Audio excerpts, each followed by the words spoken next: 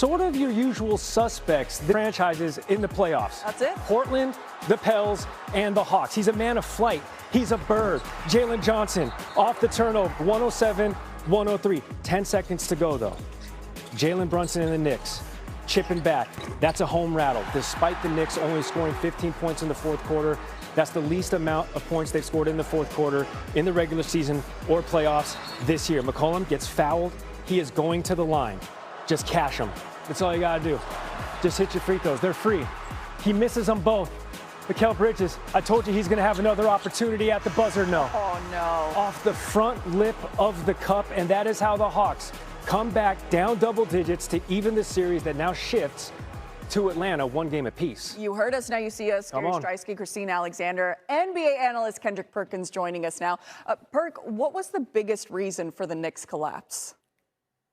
Well, number one, they don't play any defense, and it starts with the head of the snake and big body Brunson, but he got to be better, a whole lot better. When you talk about being a legit title contender and leading the team to trying to get to the promised land, you got to be able to slide those feet, and he's not doing it. They're searching them out, and especially C.J. McCollum, and they're getting the isolation and one-on-one matchup against him. But also, the Knicks don't do a great job of doing the little things. They're not going for the 50-50 balls. They're not getting back in transitions. They don't have a no layup rule. You look at teams like OKC and the Boston Celtics, you can tell what a championship, you can see what a championship level defense look like. And then when you look at the Knicks, you just don't see the same. No layup rule. I remember a Knicks team that made you think twice before you entered the painted area. They were certainly going to do something mentally or physically. Let's give the Hawks, though, Perk, a lot of love right here as well. Going into a hostile territory that is Madison Square Garden,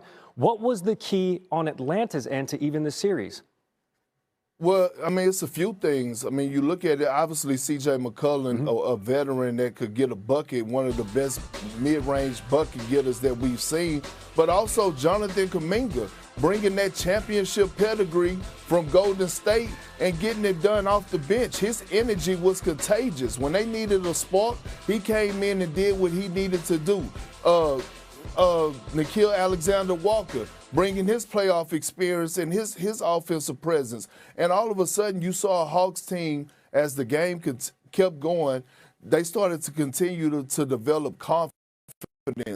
And they just kept hanging around until it was one play after another, and all of a sudden you saw them come out victorious. Now they take an even series, Game 3 Thursday night, back on their home court in Atlanta. That's the Eastern Conference goings-on. Perk, stand by. We got some Western Conference things happening. Yes, we do. Let's take it to what we saw between the Timberwolves and the Nuggets. Game 2. Nikola Jokic, as always, ready for this one. Final seconds of the half, though. Jamal Murray heaves it from beyond half court, and it is good. You would think a moment like this was enough to take you through the rest of the game because it tied it up 64 at the half. However, the Nuggets were down by 2. Nikola Jokic said, I don't like that. Let's get up on this one again. Drains the 3. Nuggets take a momentary lead. Still here with Jokic. 16 points in the third quarter for him. They were up by 3 after 3. On to the fourth we go. Under 5 minutes left to go. Jokic can't get the layup to go. Minnesota now in transition. Dante DiVincenzo finds a wide open Jaden McDaniels for the dunk. So Minnesota was starting to feel good too, huh? Jokic, though, tries it again with the miss. DiVincenzo again comes up with the loose ball, streaks away for the layup. The T-Wolves up by 3. Off the Anthony Edwards miss. Rudy Gobert grabs the offensive rebound, throws it down on Jokic. And Jokic would take note of that with a permanent marker. It would stick in his mind. Drives and returns the favor as he throws it down on Gobert, getting him right back. Nuggets down only by 2. Murray, though, misses the step-back jumper. DiVincenzo gets the rebound, finds Julius Randle, gives it back to DiVincenzo, who is having quite the night with the dagger slam. Alex Rodriguez and Randle are fired up. T-Wolves go on to win 119-114. So the series is tied up, but Rudy Gobert got the best of Nikola Jokic in Game 2, holding him to 1 for 8 of shooting as the primary defender, including 1 for 7 from the field in the fourth quarter. 7 of the 8 shots against Gobert were contested, and Gobert did not finish in the top 3 for Defensive Player of the Year. And let's just say he used it as motivation. 3 or 4 times in the clutch when Jokic was trying to go one-on-one with you and wasn't successful.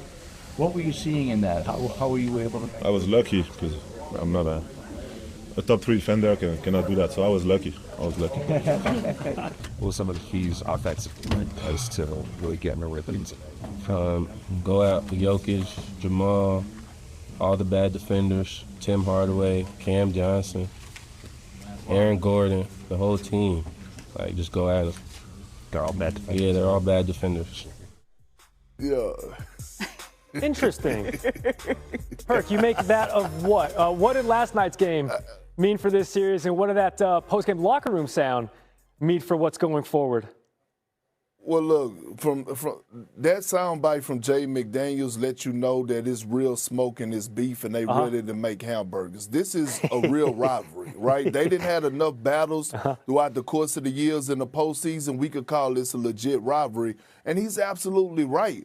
And we saw last night the effect of the Timberwolves being able to put Murray and Jokic in action and make them guard. And that's what ended up happening. All of a sudden, you didn't see they didn't have their legs last night offensively at the end of the game. We saw Jokic airball a three-point shot. We saw Rudy doing a hell of a job in making sure he stayed out of foul trouble, but steady played some hell of a defense on Jokic. And again, when you think about the Timberwolves, they were down 19 at one point. They just kept chipping away.